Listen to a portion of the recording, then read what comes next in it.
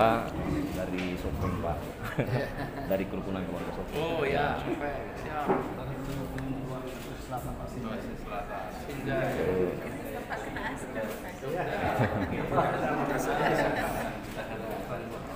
Iya. Kesempatan di sela-sela kesibukan tetangga untuk bisa berdialog dengan tokoh-tokoh yang ada di Sorong Raya, terutama di Kota Sorong. Mungkin perlu sebagai informasi,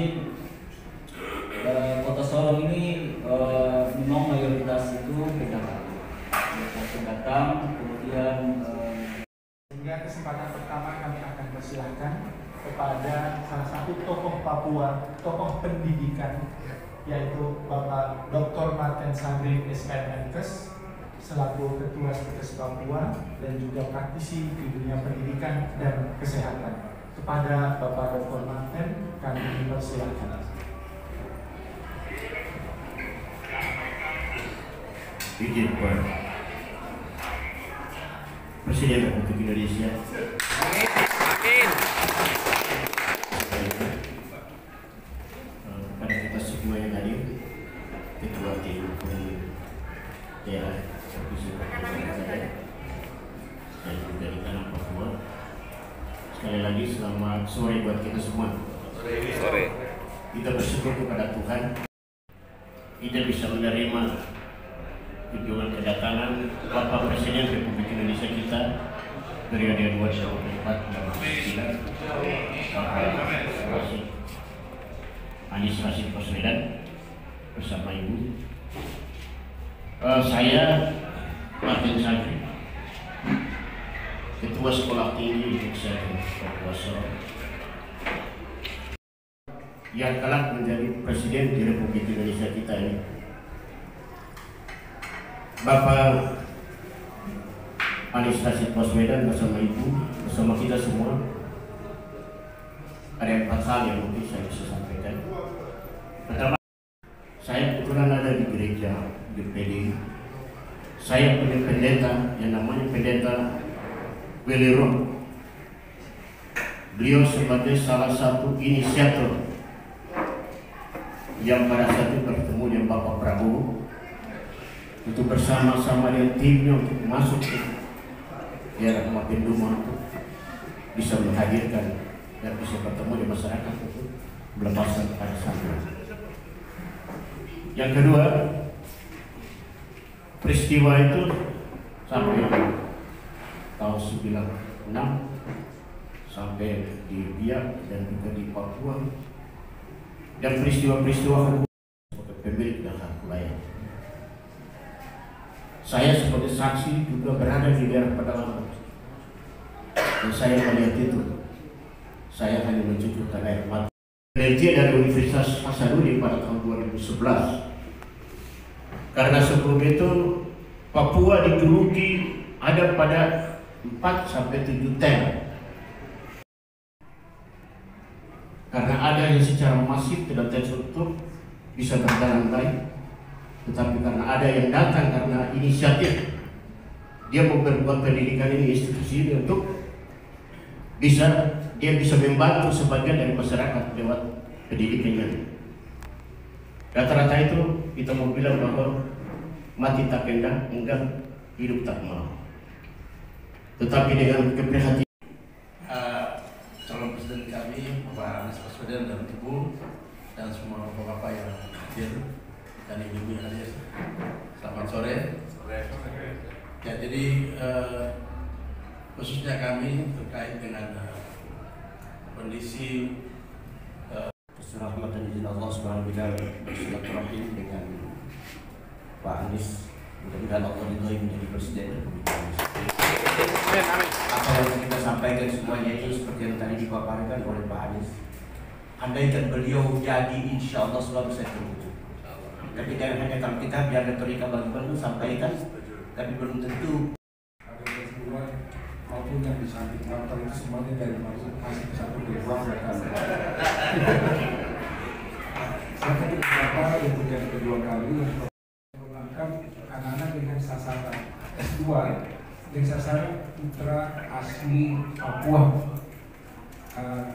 Semua Selamat sore, salam sejahtera, salam. Saya mendengar apa yang disampaikan dan merasakan bahwa ketimpangan itu memang nyata dan lama. Kami tadi di dalam acara dengan Pak MUI juga di sana, kami sampaikan masalah-masalah yang kita bicarakan itu bukan masalah-masalah yang rumit, cuma masalah yang tidak diperhatikan.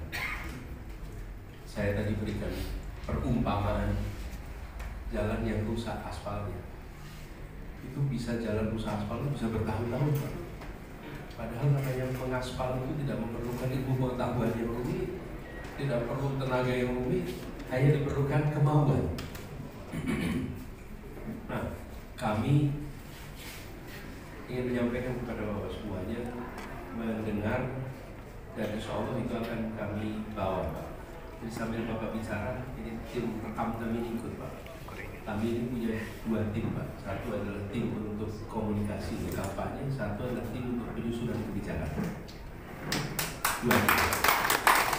Mungkin satu-satunya di antara semua yang pakai 2 tim, Pak. Kenapa? Karena itu kalau Bapak Ibu lihat, ini bukan menyombongkan, karena bukan saya, Pak, ini timnya. Ini bukan saya malah mungkin waktunya.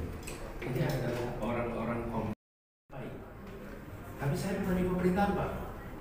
Jadi kami mulai namanya Indonesia Mengajar, mengirimkan guru ke tempat-tempat yang orang lain tidak mau datangi. Kenapa? Karena sulit sinyal, sulit listrik, sulit air bersih, jalan ke lokasinya saja jauh sekali. Itu mulai 2010. Jadi saya berkesempatan, Pak, bekerja di Papua ini bukan karena pemilu, Pak, tapi mulai 2010. Jadi ketika nyusun program, nggak usah tanya sama bapak belum tidak pernah tinggal di sana, Pak. Betul tidak? Bapak tinggal di Sorong di sini. Betul lah.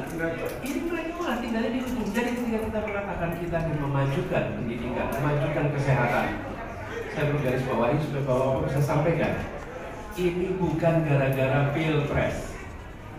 Justru sebaliknya. Karena selama ini saya bekerja urusan pendidikan sampai ke pelosok, saya melihat pilpres ini kesempatan untuk menjadikan ikhtiar kita yang tidak bisa dikerjakan kecuali tanpa negara, kita harus kerjakan.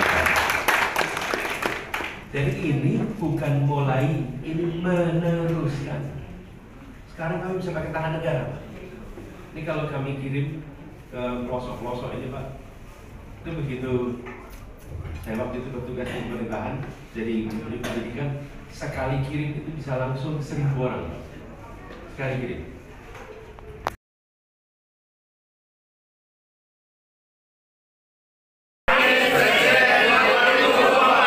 Amin.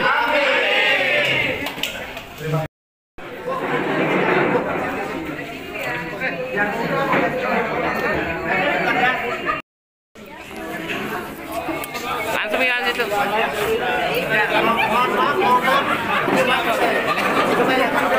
Yang sudah ucapkan selamat.